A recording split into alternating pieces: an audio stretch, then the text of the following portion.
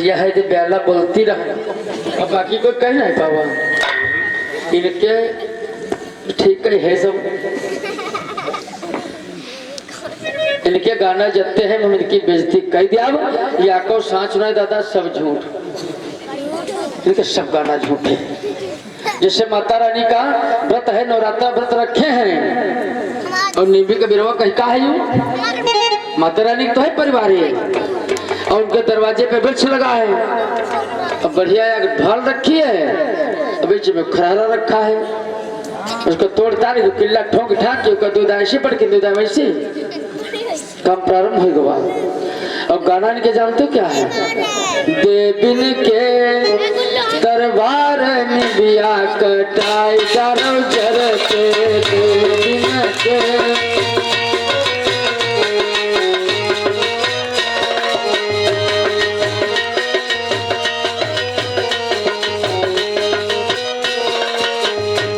निबिया की लंबी लंबी पत्तियां बुढ़ी बुढ़िया में पाते निबिया कटाई दारो जर के बुढ़ी बुढ़िया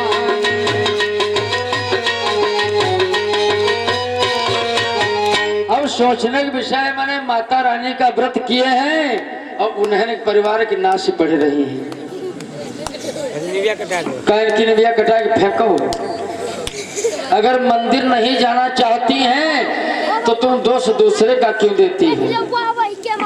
अगर नहीं जाना चाहते हो नहीं जाना चाहती हो तो बात अपने अपने मन में रखो। अच्छा ये बताओ ये सड़क ऊंची होती है बगिया ऊंची होती है बताओ। सड़क ऊंची होती है ये पेड़ ऊंचे होते हैं पेड़ ऊंचे होते हैं ये तो कहती सड़क ऊंची होती है। ऊंची सड़क नीची बगिया हो बनरा भागा जाए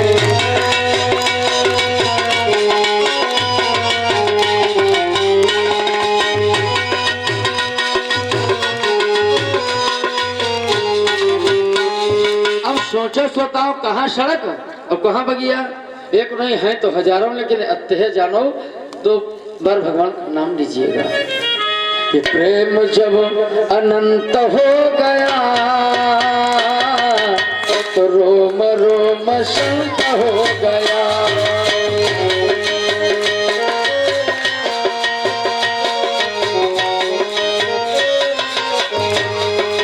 प्रेम जब अनंत हो गया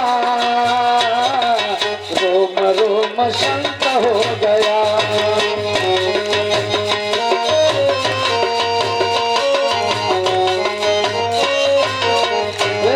सच्चिदानंद भगवान की विधि हरिहर तप देखिए पारा विधि हरिहर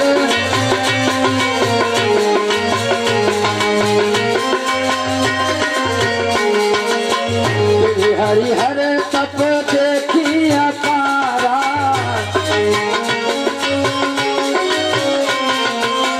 मन समीप आए कहू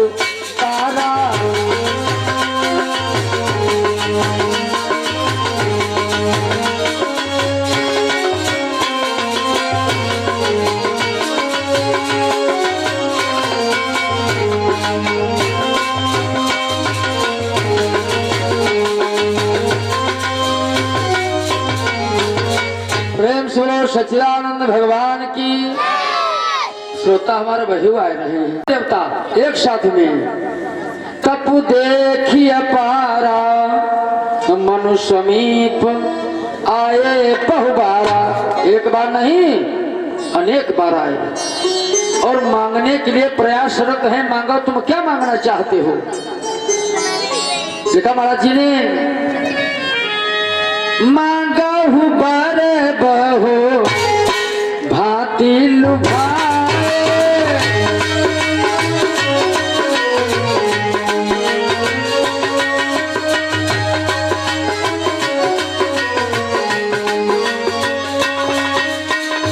मांगा हूँ बड़े बहो भांति लुभाए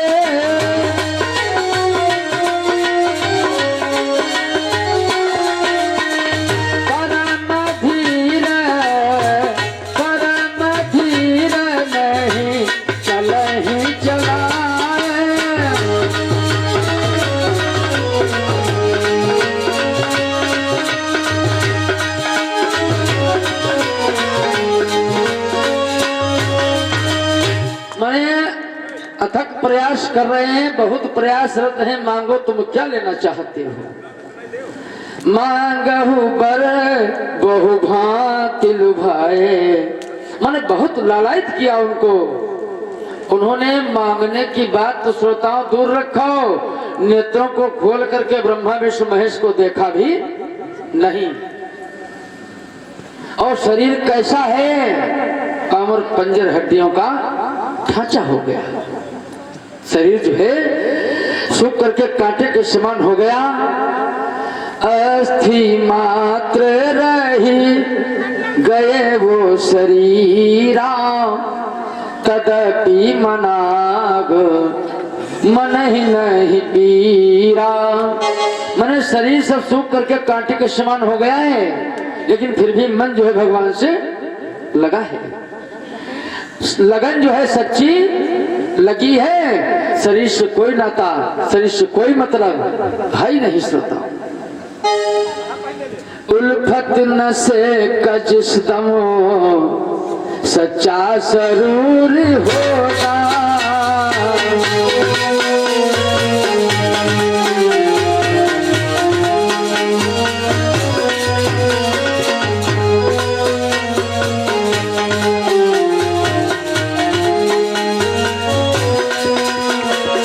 उल्फत न से कजिस दम सच्चा सरूर होगा।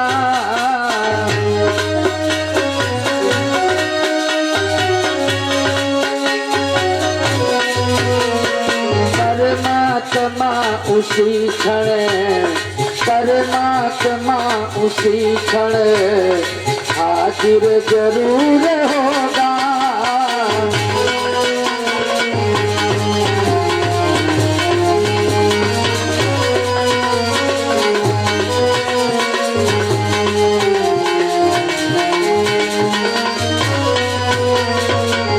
जब एक सच्ची लगन लगाओगे, श्रद्धा निष्ठा से आप कोई काम करेंगे तो अवश्य पूरा होगा। श्रोता वो समझ ने लिखा है, रामो सदा से वकरुचि राखी, वेद पुराण संत सुर साखी। भगवान कभी अपने भक्तों का मान मिटाते नहीं श्रोता। अब उनके अंदर वो सामर्थ्यता है, वो साधना है, वो अपने साधना से अडिग नहीं हुए। तो भगवान को साकेत लोक का त्याग करके और नैमिष धाम में आना पड़ा श्रोता। अब इतना काम जब हो गया, ब्रह्मा विष्णु महेश चक्कर लगा रहे हैं और उन्होंने नेत्र खोल करके इनको जब देखा नहीं, तो साकेत लोक निवासी प्रभु श्री राम ने सोचा कि अब हमें जाना पड़ेगा। तो श्रोताओं,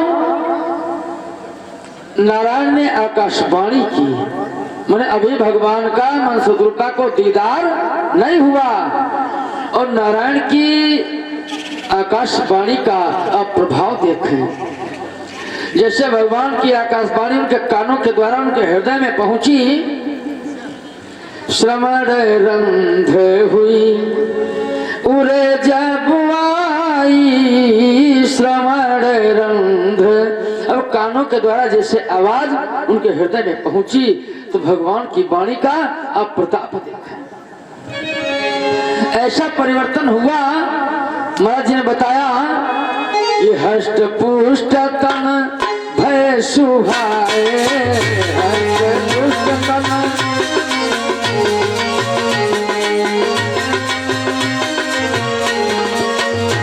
पुष्ट तन भय सुहाए,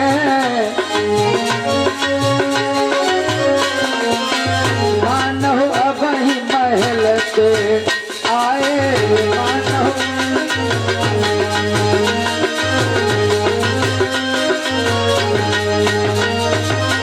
जैसे भगवान की आवाज उनके अंदर प्रवेश करती है, तो उनके शरीर जो थे वो कांटे के समान नहीं रह गए माताओं, वो बिल्कुल नवीन हो गए, तरुण हो गए, ताजे हो गए।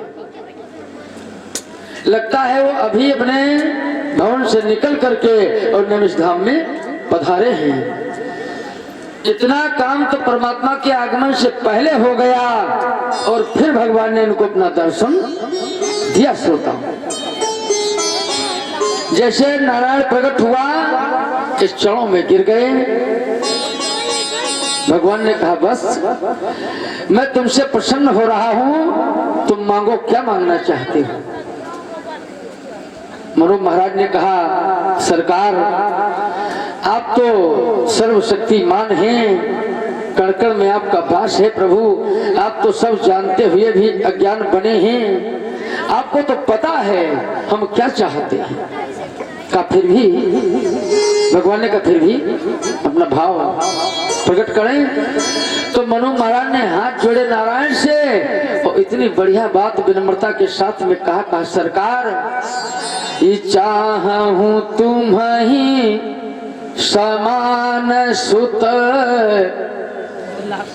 प्रभु सन कौन दूरा। का सरकार हम तुम्हारे समान पुत्र चाहते हैं। भगवान मुस्कुराए। भगवान ने कहा भक्त मेरे समान कोई दूसरा दुनिया में है ही नहीं, तो मेरे समान पुत्र तुमको हम कैसे दे सकेंगे।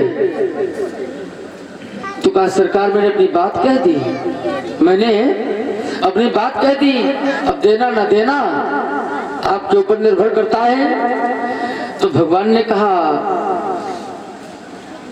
भक्त एक बात बताएं, आप शरीस कहाँ खोजहूं जाई, आप शरीस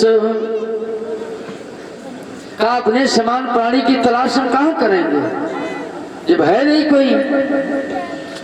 लेकिन उनके प्रेम में भगवान मुक्त हो गए। उनके प्रेम में भगवान हर्षित हो रहा है, नारायण गदगद हो रहा है और भगवान ने तथास्तु कह दिया। भगवान ने कहा तथास्तु, काम आपके पुत्र बनेंगे,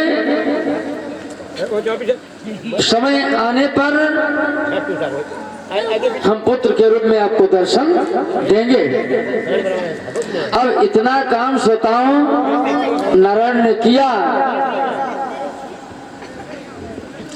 और उसके बाद में माता शत्रुपा से पूछा भगवान ने, कहा देवी तुम क्या चाहती हो।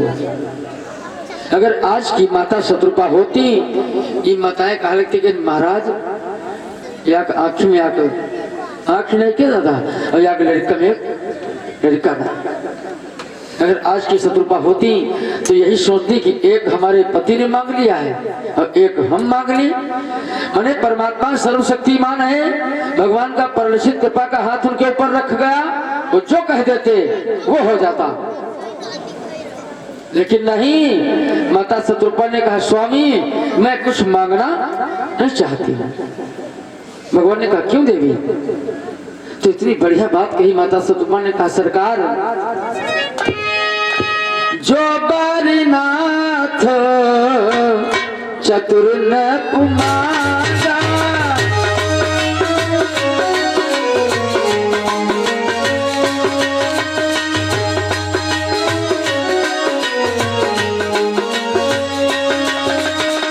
जो बारीनाथ चतुर न कुमारा,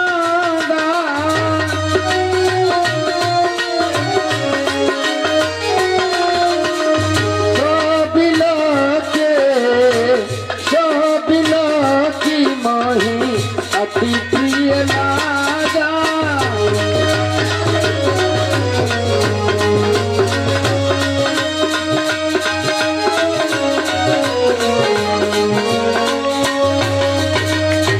का सरकार जो हमारे स्वामी ने मांगा है हम उसी से प्रसन्न हो रही हूँ, अब हम कुछ मांगना नहीं चाहती। भगवान ने कहा तथास्तु। ये वरदान हो गए श्रोताओं।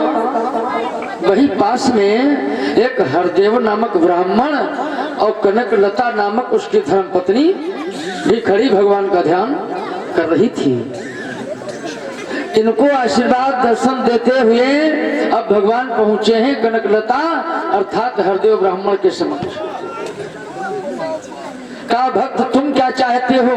हरदेव ने जो मांगा है वो आज तक दुनिया में कोई मांगेगा नहीं। श्रोताओं, कोई बिटिया मांगा था?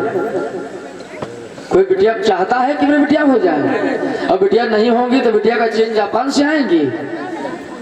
ये लड़का ऐसे सुख संग घूमत रही है। आदान प्रदान जब बराबर होगा भाई, शादी विवाह तभी तो होगा। हरियाणा में कन्याओं की कमी है क्यों आचार्य जी? हरियाणा में कन्याओं की लड़कियों की कमी है, वहां बालक ज्यादा है। अगर तुमसे सुबह किसी से झगड़ा हो गया धर्मपत्नी से तो शाम को तलाक हो जाती है। तो श्रोताओं, हरदेव से पूछा कहा आप क्या चाहते हो? तो कहा सरकार हम चाहते हैं हमारे घर में सुंदर बालिका का जन्म हो, हम कन्या चाहते हैं। भगवान ने कहा तथास्तु, का कन्या होगी। और कुछ चाहते हो? कहा महाराज थोड़ा बाकी है, हम चाहते हैं जो कन्या हमारे घर में जन्मे और जब शादी के योग्य हो तो उसका पाणी ग्रहण संस्कार तुम्हारे साथ में हो सरकार, और तुम हमारे दामाद बनो। भगवान ने कहा तथास्तु, होगा। ये सब वरदान दे दिए परमात्मा ने और फिर सभी को अपना परम धाम दिखा दिया। कहा आप सभी जाकर के हमारे धाम में निवास करें और समय आने पर हम आपके पुत्र बनेंगे और आपके दामाद भी बनेंगे। महाराज जी ने बताया वही हरदेव ब्राह्मण जनक जी महाराज हुए और मनु महाराज दशरथ जी महाराज हुए। एक बार इनके पिता ने, दशरथ जी के पिता अज ने यज्ञ का आयोजन करवाया। श्रोताओं, तो सारे अयोध्या वासियों को अर्थात क्षेत्र वासियों को आमंत्रित किया गया। ये ऐलान किया गया कि कोई भी भूखा ब्राह्मण माने कोई भी किसी भी जाति का हो बिना भोजन के कोई विश्राम नहीं करेगा। एक ब्राह्मण जो था वो भोजन करने नहीं आया।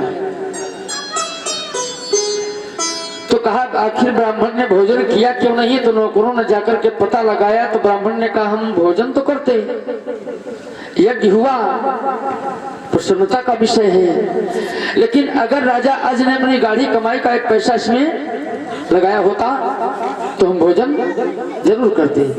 ये अपनी बुजुर्गों की संपत्ति का आदान प्रदान कर रहे हैं, तो ऐसी यज्ञ में भोजन करना उचित नहीं समझते हैं। अब यह बात जब ब्राह्मण की आकर के नौकरों ने बताई तो राजा अज ने सोचा कि यार अगर ब्राह्मण हमारी नगरी में भूखा सो गया तो हमारा यज्ञ का अनुष्ठान बेकार है। तो राजा अज ने एक ब्राह्मण को भोजन कराने के हितार्थ श्रोताओं एक लोहार के घर में सुबह से शाम तक मजदूरी की, जिसमें एक शेर जौ का आटा और एक पाई उनको मिली नौकरी की।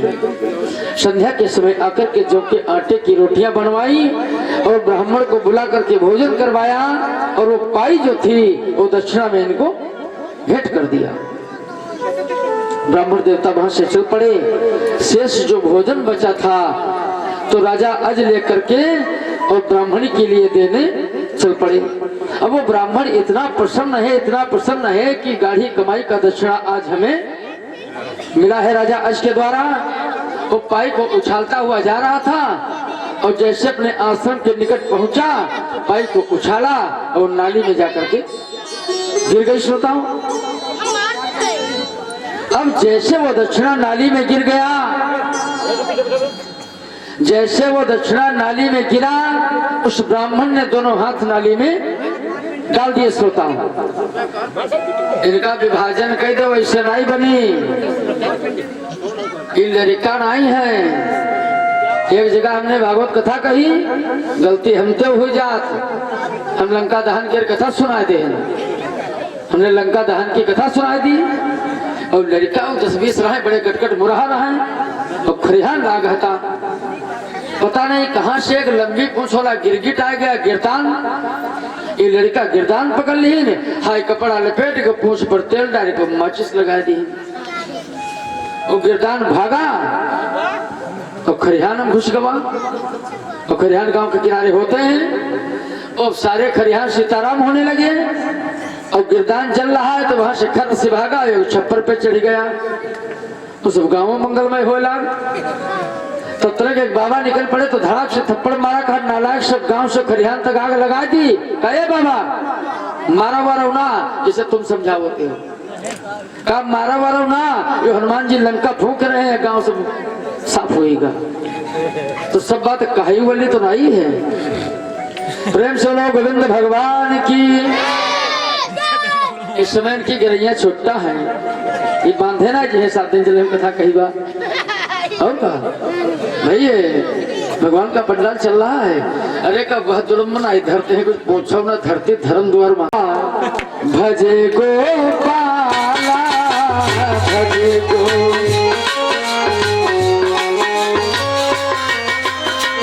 मुरली मनोहर नंदलाला।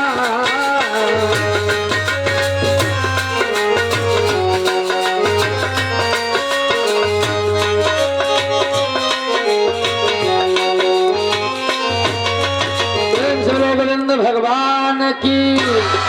तो श्रोताओं अब तो सभी बहुत सी कथाएं आप लोग सुन चुके हैं। 5 वर्ष के बालक प्रहलाद ने भगवान को बुला लिया, 5 वर्ष के बालक ध्रुव ने भगवान को बुला लिया श्रोताओं। लेकिन इसमें माता पिता का योगदान है। बालक में संस्कार होते हैं माता पिता के। तो श्रोताओं उस ब्राह्मण ने दोनों हाथ नाली में डाल दिए। 11 मुद्राएं भगवान के चरण में दान हुई, मंगलमय कामना। 11 मुद्राएं और भगवान के चरण में दान हुई, मंगलमय कामना।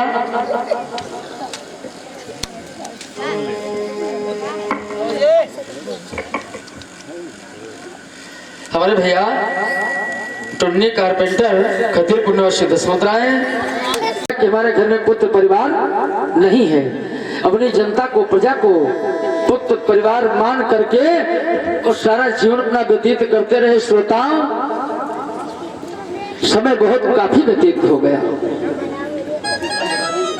एक दिन दशरथ जी महाराज का रथ देवराज इंद्र के यहाँ गया। नित्य प्रति जाते थे सभा लगाने के लिए। वहां से जब वापस आए तो इंद्र के आंगन में एक पारिजाति का वृक्ष लगा था। श्रोताओं उस वृक्ष से एक सुंदर फूल तोड़ करके दशरथ जी महाराज लाए और कौशल्या के हाथ पे धर दिया। अगर जैसे तुम्हारी अकेली घरवाली है तो तुम चाहे मोरी की झलरा ले वही उनका दे दो तो ठीक। और जब माताओं से घर भरा है तो अकेले अगर तुमने उनको दे दिया तो ठीक होगा? कैसे ठीक होगा? राजाओं के घर में एक गुस्से वाला घर जो है वो अलग बना हुआ करता था। ये जिसको गुस्सा आ जाए वो कोप भवन में जाके लेट जाए और जब घर का मालिक आएगा तो उससे पूछेगा। अब जैसे कौशल्या के हाथ में फूल रखा अब कैकेयी ने देखा तो कैकेयी वहां से कोप भवन को चली गई और लेट गई वहां गुस्सा करके। ये जब फूल दे चुके उसके बाद में देखा, कहा देवी कैकेयी कहाँ है? तो किसी ने कहा तो कोप भवन में चली गई। कोप भवन सुनी सकुचे वो राऊ कोप भवन। अब जैसे कोप भवन का नाम लिया तो डर गए। सोचा अचानक अब कैकेयी का कोप भवन में जाना, आखिर बात क्या है, कारण क्या है? अरे गए वहां, आवाज लगाई देवी देवी देवी। उसने अंदर से कहा जाओ यहां से कि मैं कौन तुम्हारी होती हूँ जो मुझे मनाने आए हो।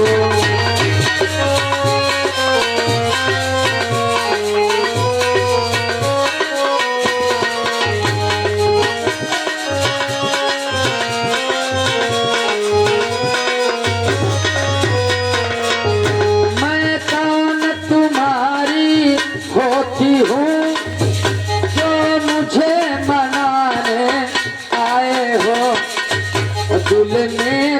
स्वार्थ रखते हो, दिल में तो स्वार्थ रखते हो, ऊपर से रिझाने आए हो।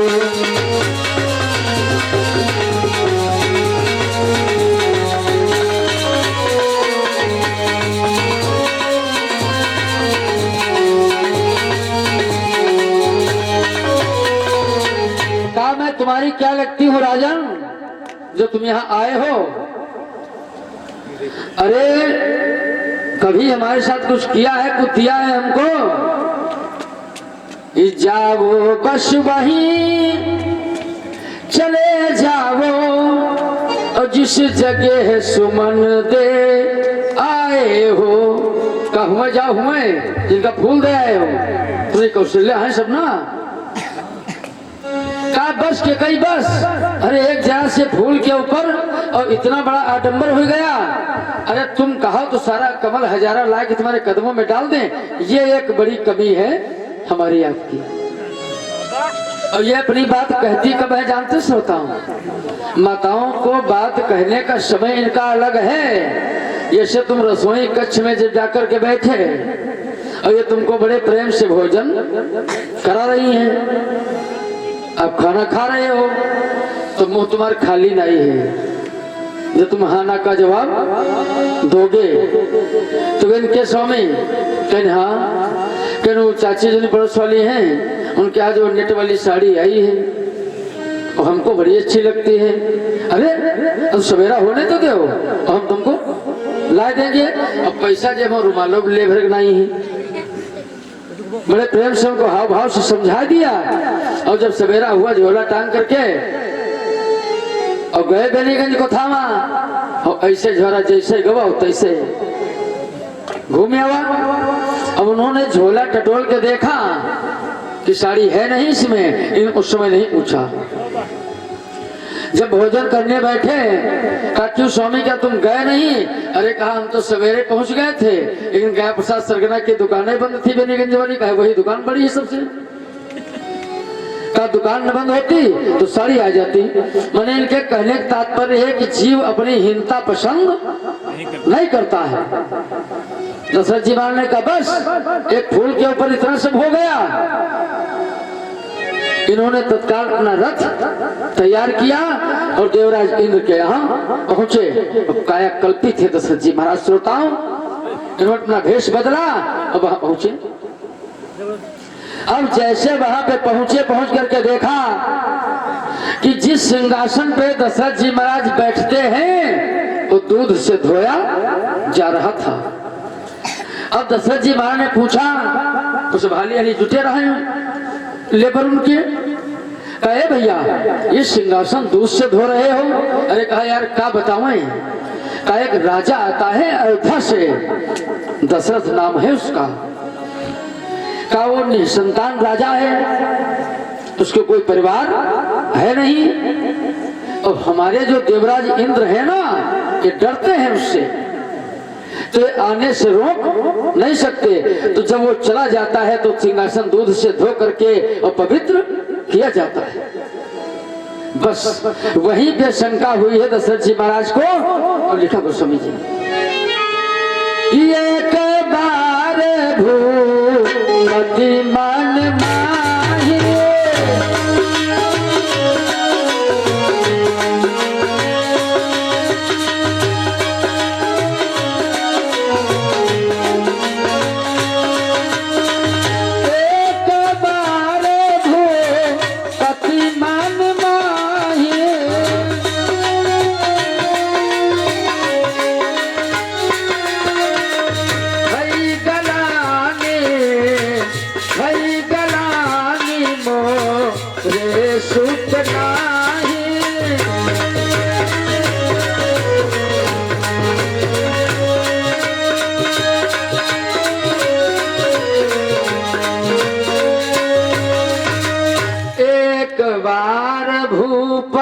मन माही। दो बार मानस में कहीं नहीं लिखा श्रोता, केवल एक बार इनको शंका हुई है। जीव को शंका होती कब है? जब कोई ठोकर लगती है, एहसास तभी होता है। और जिसका सब ठीक है तो दूसरे के दर्द वो कैसे जानेगा। महाराज जी ने बताया एक शंका और हुई। एक बार दशरथ जी महाराज सरोवर में स्नान करने के लिए गए, वहां भी एक सुंदर कमल का फूल देखा।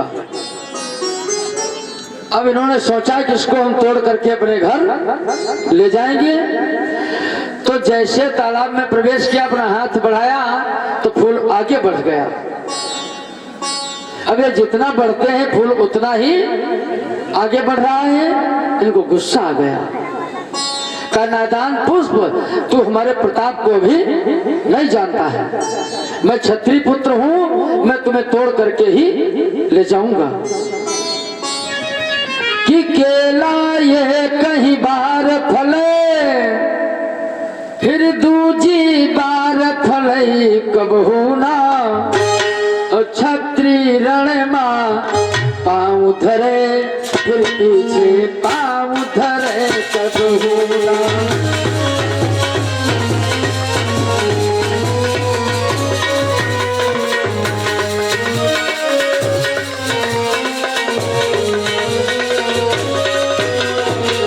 नादान तुम्हारे प्रताप को भी नहीं जानता है।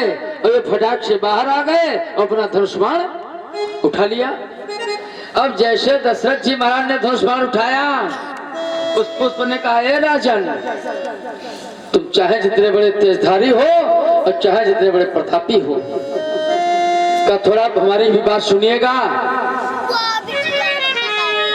मैं वो फूल तुम्हें बतलाऊं, निर्वंशिन के हाथ न आए।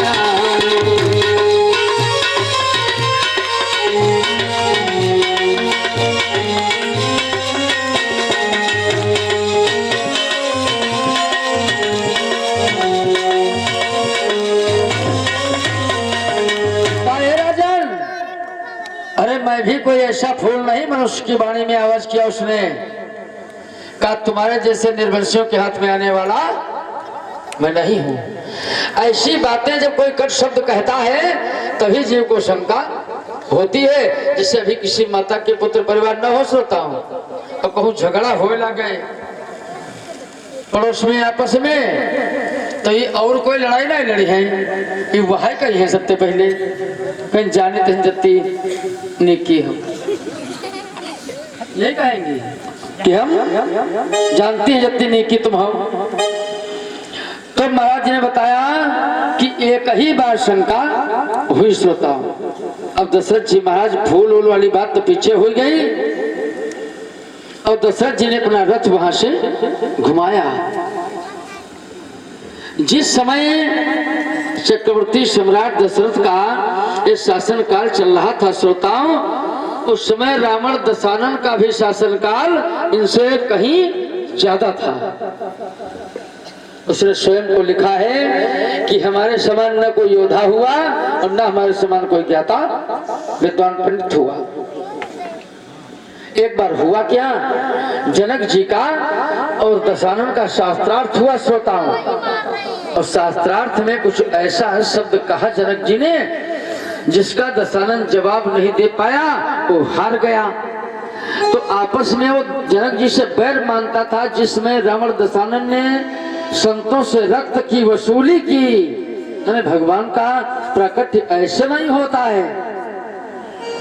जब रक्त वसूला संतों का, तो संतों ने घड़े में रक्त अपना दिया और एक मुद्रिका दी साथ में। कहा दशानन से कह देना कि हमारा रक्त संतों का जहां पे रहेगा वहां पे अकाल पड़ जाएगा, सूखा पड़ जाएगा। संतों का रक्त है श्रोताओं। संत हृदय नव नीत समाना, संत हृदय, कितने कोमल चित्त वाले संत होते हैं और कैसे खान पान करके जंगलों में संत अपना जीवन निर्वाह किया करते हैं श्रोताओं। यह वाले बाबा थारा तखत पर लगाए गिरता पौड़े,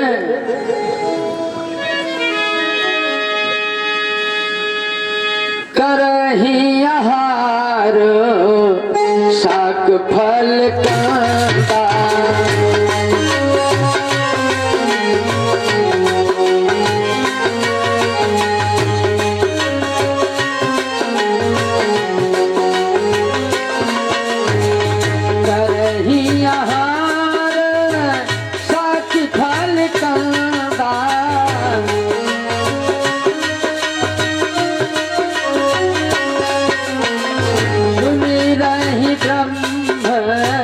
सच्चिदानंदा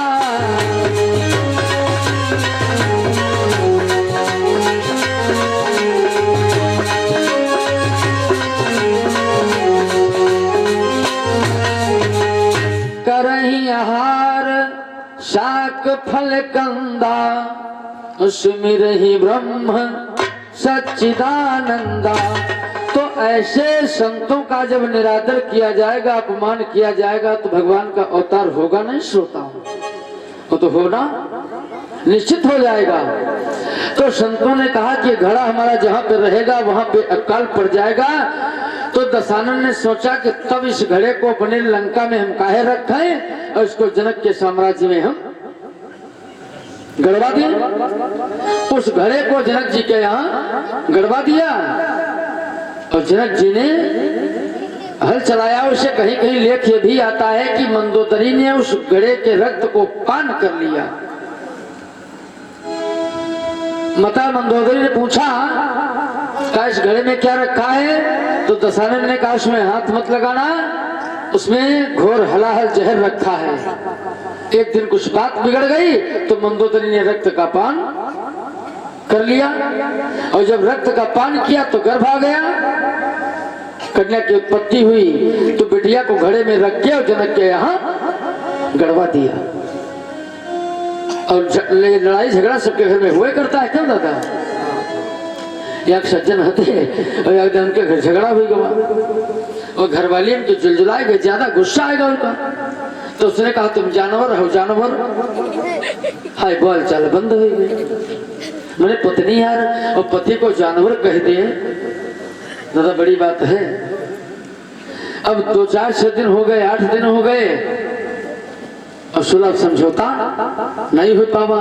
वो बोलैया खूब लेकिन वह बोले नहीं। मैंने उसको अंदर से संकोच लग गई कि हाय हमने आवेश में गुस्सा में हाय इनको जानवर कह दिया। तो खेत हो तो जाए गन्ना तोड़ के लाओ आंगन में डाल दे, कहना हमारे बोल चलना हमारे कोई आंगन में गन्ना रखे खाए ले चाहे कोई। तो वह गन्ना चूस ले, काम से बराबर चल रहा।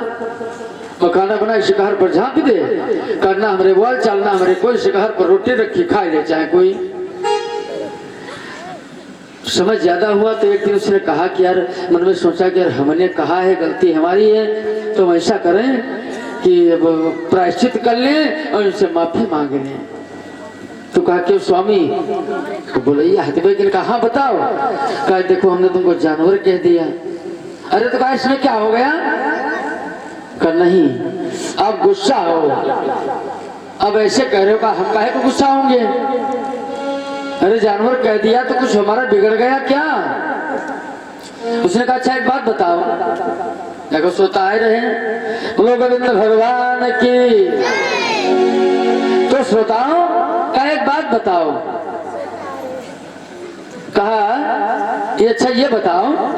उसने कहा अपनी घरवाली से पूछा, कहा ये बताओ तुम्हारी जान हो या नहीं हो? कहा महाराज हम आपकी जान हैं। तो कहा हम तुम्हारे बर हैं कि नहीं हैं? कहा आप हमारे बर हो महाराज। तो कहा जान और प्लस बर मिला करके जानवर हो गया। तो कुछ तुम हो कुछ हम हम बोलो गोविंद भगवान की। कहा इसमें क्या बिगड़ गया? तो श्रोताओं अब उस घड़े को गड़वा दिया। जब सूखा पड़ गया तो जनक जी महाराज ने हल चलाया और हल वो घड़े से टकराया तो कन्या की उत्पत्ति हुई।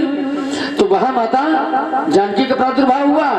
और ये भी मैं पहले आपको बता चुका हूं कि जिस समय भगवान ने हिरण्याक्ष का वध किया, शुक्रा अवतार जिस समय भगवान का हुआ,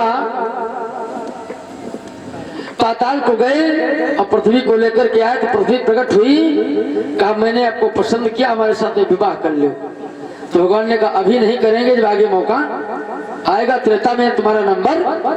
आज वो दिन आ रहा है। माता जानकी की उत्पत्ति बड़ी विलक्षण है श्रोताओं। तो इधर जो है दशानन का घोर अत्याचार भी चल रहा है। तो देवता अर्थात माता पृथ्वी ये सब भयभीत है, परेशान है, सब इंतजार कर रहे हैं भगवान के आने का, भगवान से निवेदन कर रहे हैं, प्रार्थना कर रहे हैं, हे देवता इसी माँ से बड़ा सुरारी है, असुरारी कहाँ विराजे हो।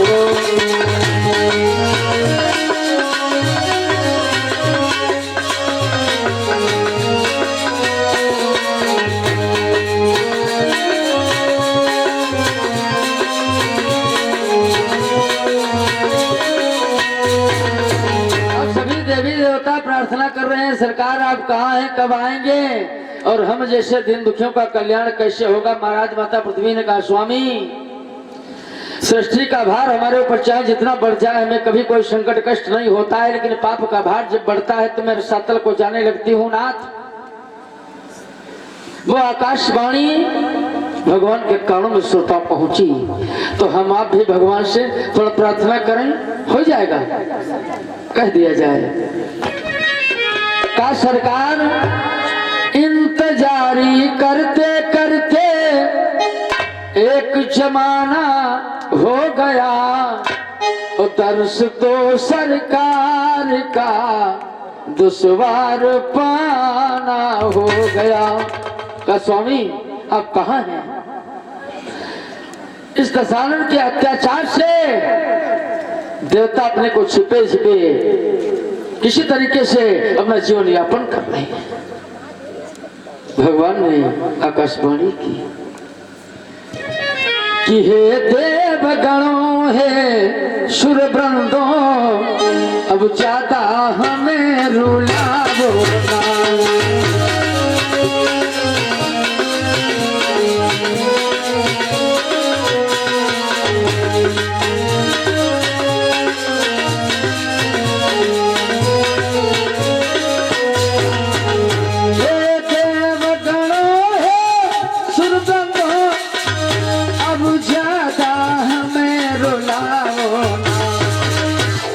वसुंधरे निश्चिंत रहो,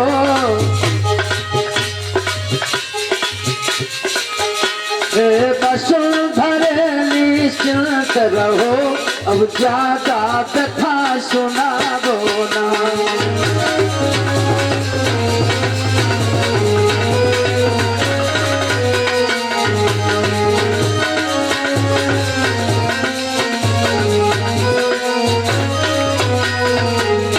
नारायण की आकाशवाणी हुई, भगवान ने सभी को विश्वास बंधाया, धैर्य दिलाया। अब आप जितने भी देवता हैं आप यथा स्थान पे जा करके और बानर का स्वरूप धारण करके आप धरातल पे विचरण करें, और हम शीघ्र ही सूर्यवंशी क्षत्रिय के रूप में अवतार लेंगे। भगवान ने सबको धैर्य बंधा दिया। भगवान क्या है, क्या कि आना है तो राह में कछु फेर नहीं है, भगवान के घर देर है अंधेर नहीं है, अंधेर नहीं है।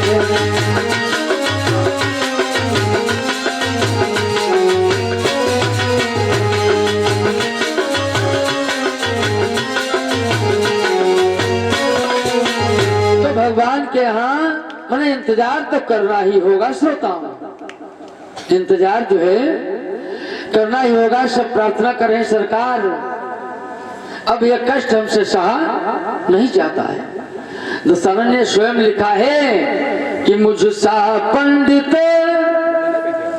मुझसा योधा त्रिभुवन में और न दूजा है, तो अपने शीशों को काट काट शंकर को मैंने पूजा है। मैंने स्वयं को वास्तव में था श्रोता हूं, उस समय सुपर हिट था दशानन, टॉप था नंबर, इसके आगे कोई दूसरा था नहीं श्रोता हूं। चलती दशानन डोलत आवनी उसके कदम धरने से धरातल कांप जाता था। अगर वो गर्जना लगा देता तो माताओं के गर्भ गिर जाते थे। श्रोताओं, ये प्रताप था दशानन का। भगवान ने सभी को आश्वासन दिलाया, विश्वास दिलाया। माता पृथ्वी ने कहा, सरकार अखियां राम तरस की प्यासी,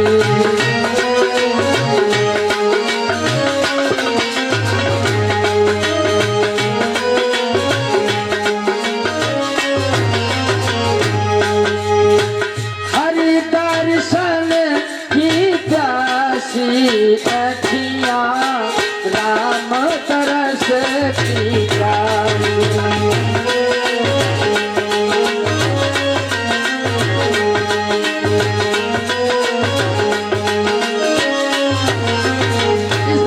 सभी देवी देवताओं ने माता पृथ्वी के समेत भगवान को पुकारा। भगवान ने सभी को आशीर्वाद दिया, सभी को आश्वासन बंधाया। आज वो दिन आ रहा है। श्रोताओं, वैसे गोस्वामी जी महाराज ने कहीं नहीं लिखा, जब शंका हुई दशरथ जी महाराज को तो बड़ी सुंदर लाइन लिखा है मानुष के माध्यम। दशरथ जी महाराज ने वहां से रथ को वापस किया और कहां को गए हैं। गुरुग्रह गए तुरत नहीं पाला,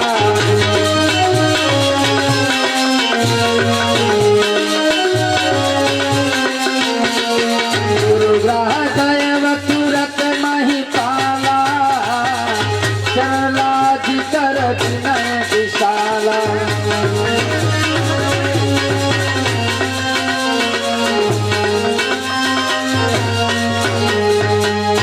वैसे कहीं भी मानस में नहीं लिखा कि गुरुदेव के आश्रम पे रथ समेत दशरथ जी महाराज पहुंचे।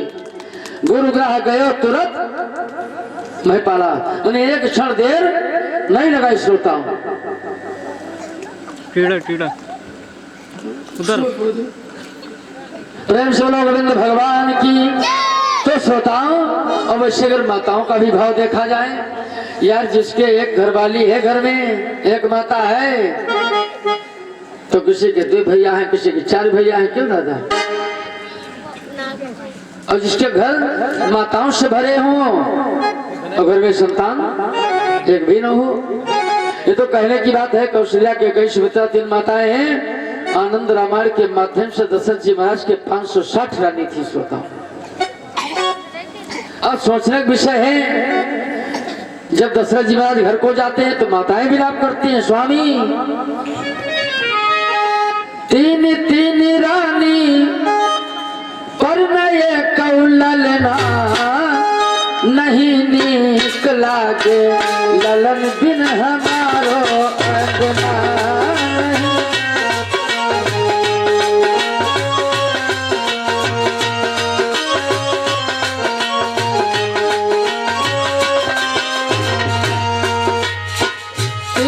तीन रानी पर नए कौललना हो,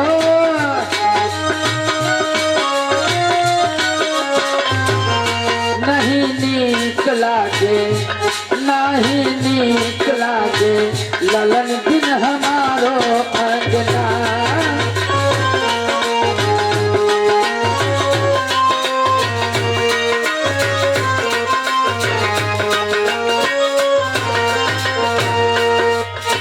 जब राजा रानी ने ढींगे आए,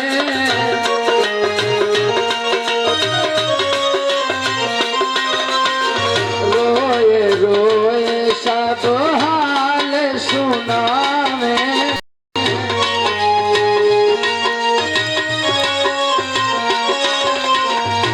स्वामी कथन बताओ कैसे हुई है ललना।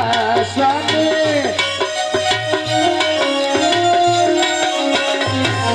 नहीं नीक लागे, नहीं नीक लागे ललन बिन हमारो अंगना।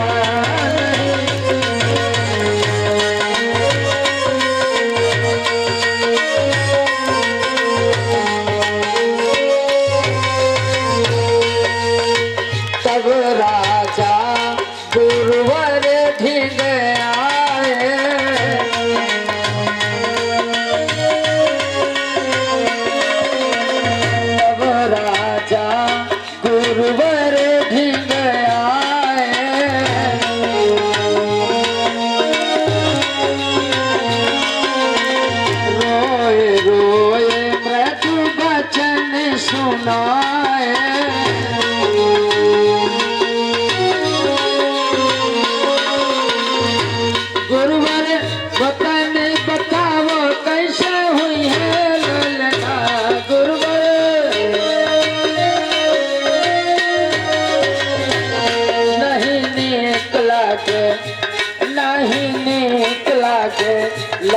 बिन हमारो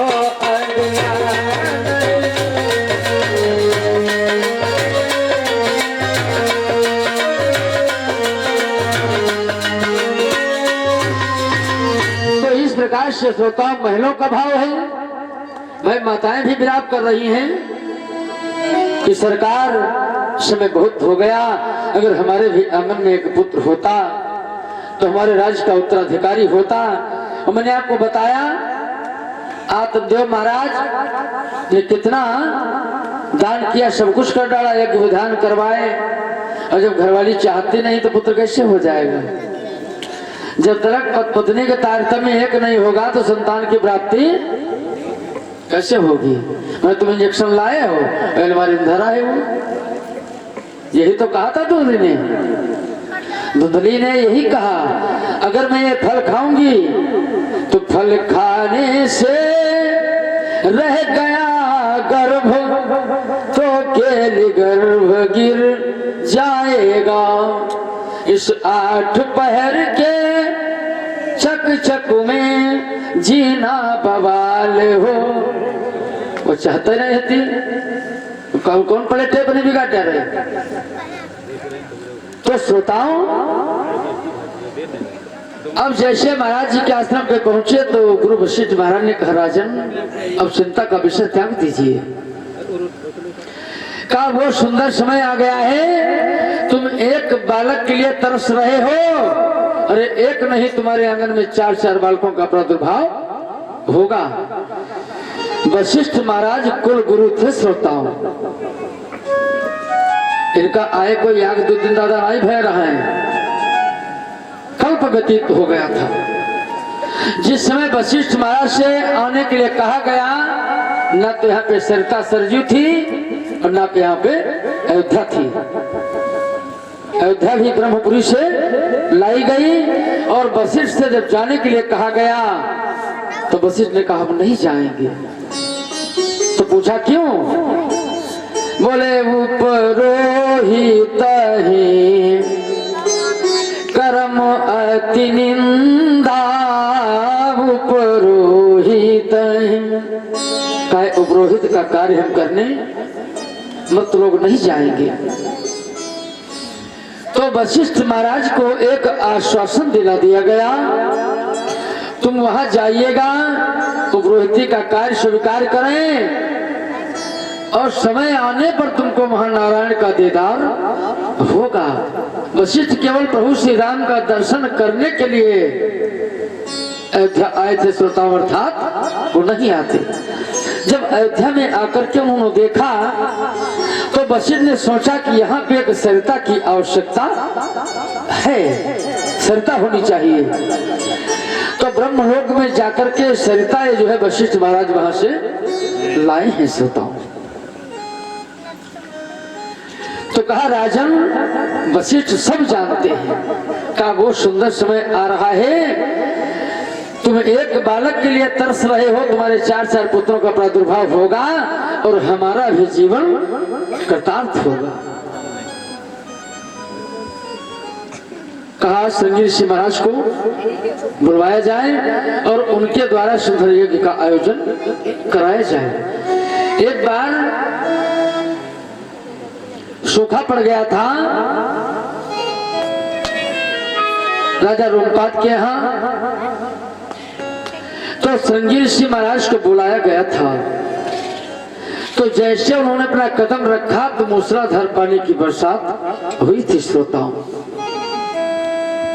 दशरथ जी महाराज की एक कन्या थी शांता, और दशरथ जी महाराज के परम हितैषी थे राजा रोमपाद। तो अपनी कन्या को राजा रोमपाद को दे दिया था, जिनका विवाह श्रृंगी ऋषि महाराज के साथ में किया गया। महाराज ने बताया कि श्रृंगी ऋषि वशिष्ठ बोलावा,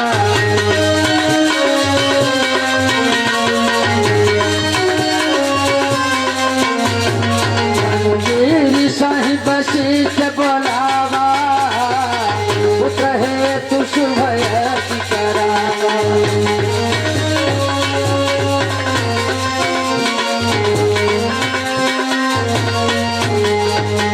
अब क्या है, आदेश किया गया, जब दशरथ जी की कन्या भी आई, उनके दामाद हैं वो, उनके द्वारा शुद्ध यज्ञ का शुभ आयोजन किया गया। ब्राह्मणों विद्वानों के द्वारा उस आयोजन चलता रहा। जब पूर्णाहुति हुई यज्ञ की तो अग्नि देवता स्वयं जो है प्रसाद का थाल लेकर के श्रोताओं प्रकट हुए। वशिष्ठ महाराज ने उस थाल को लेकर के दशरथ जी महाराज को दिया, इसका प्रसाद आप वितरण करें माताओं में, और समय के अनुसार पुत्रों का प्रादुर्भाव होगा। परस्पर इतना प्रेम है,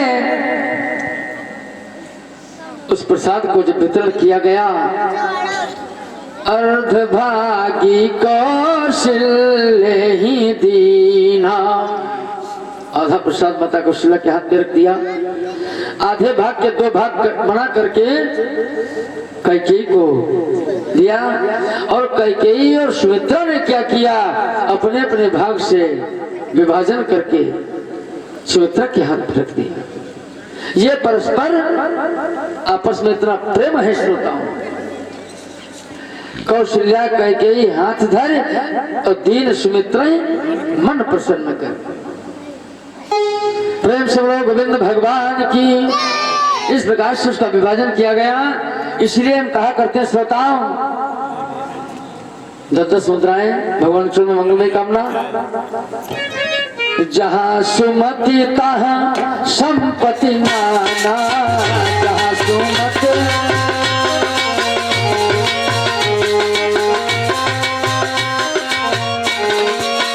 जहाँ सुमति तहाँ संपत्ति नाना,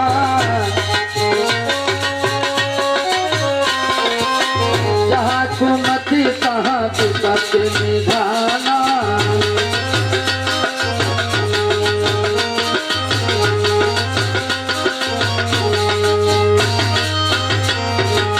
देखिए श्रोताओं, जहाँ पे सुमति सम्मति होती है वहां पे नारायण की परिलक्षित कृपा बरसती है। और जब तुम्हारे घर में कुमति उत्पन्न हो जाएगी, तुम्हारा घर सर्वशक्तिमान तभी तक है जब तक तुम्हारे घर की बात पड़ोसी न जाने। और यदि तुम्हारे घर का भेद पड़ोसी जान गया तो तुम्हारे घर का बाल बाका शुभ हो जाएगा, घर बेकार हो जाएगा। और जब तक तुम्हारे घर की बात बाहर नहीं जाती है तो तुमसे बड़ा कोई धनवान नहीं है श्रोताओं। अब सभी माताओं ने प्रसाद ग्रहण किया और समय